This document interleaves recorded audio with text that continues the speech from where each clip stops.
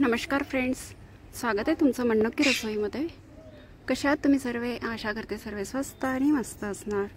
तर आज छोटासा एक ब्लॉग मी तुमच्यासाठी आणलेला आहे आणि त्याचा म्हणजे मेन उद्देश म्हणजे हा आहे की आज आहे 20 ऑगस्ट आणि याआधी 5 वर्षाच्या आधी आपल्या सर्वांवरच एक खूप मोठी काय म्हणतात त्याला खूप मोठं कठीण परिस्थिती आलेली होती, ती म्हणजे कोविडच्या वेळी म्हणजे असं झालं होतं की आमच्याकडे पण खूप म्हणजे पूर्ण फॅमिलीला आम्ही म्हणजे कोविड झालेलं होतं।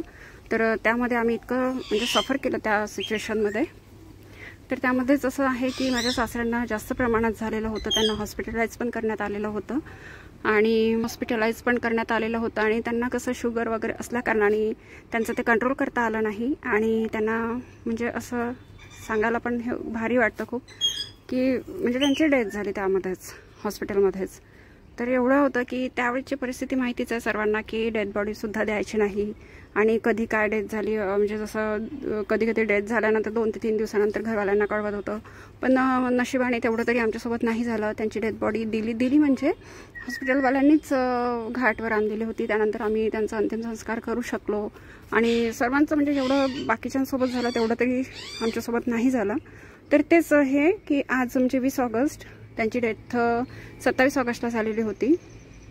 तर आपण असं म्हणतो ना की वर्षपुण्यतिथी आपण त्यांची करतो, वर्षश्राद्ध ज्याला म्हणतो आपण, तर ते करत असतो ना, तर ते त्यांचं आज वर्षश्राद्ध आहे।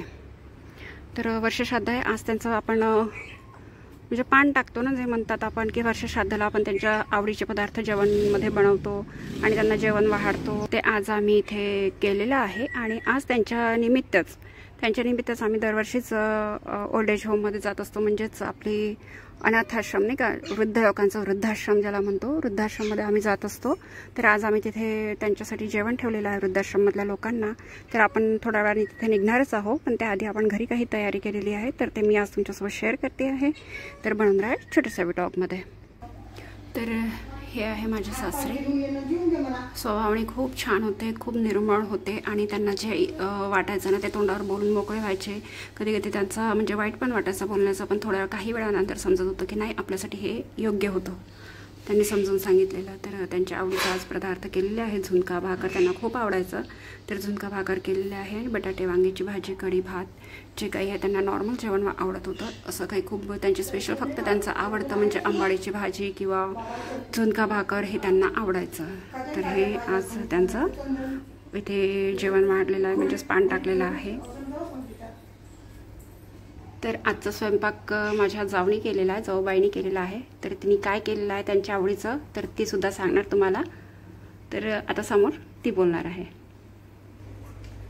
आलू वांग्याची भाजी, कढी, पापड, भजे आणि त्यांना आवडणारं चण्याच्या डाळीचं बेसन। त्यांना आमच्या आंबाडीची भाजी, झुणका भाकर, मिरचीचा ठेचा हे त्यांना जास्त आवडत होतं, पण आज त्यांच्यासाठी भाकर नाही बनवलेली आहे, पण त्यांना झुणका जो काही आवडत होता तो बनवलेला आहे। बाबा आमचे छान होते, बोलायला छान समजून घेत होते आणि थोडेसे रागावून पण बोलत होते। तेव्हा राग येत होता, आम्हाला वाईट वाटत होतं की असं कसं बोलू शकते वगैरे बोलत होते, पण खरं बोलत होते, समजून घेत होते आणि खरं बोलत होते। असं नाही की आज म्हणजे तोंडावर काही वेगळं आणि मागे काही वेगळं असं नाही, ट्रान्सपरंट म्हणते ना त्याला, एक वचनी होते ते, एक वचनी खूप छान होते। आणि त्यांना जाऊन आता 5 वर्ष पूर्ण झाले ना, 5 वर्ष झाले की 6 वर्ष?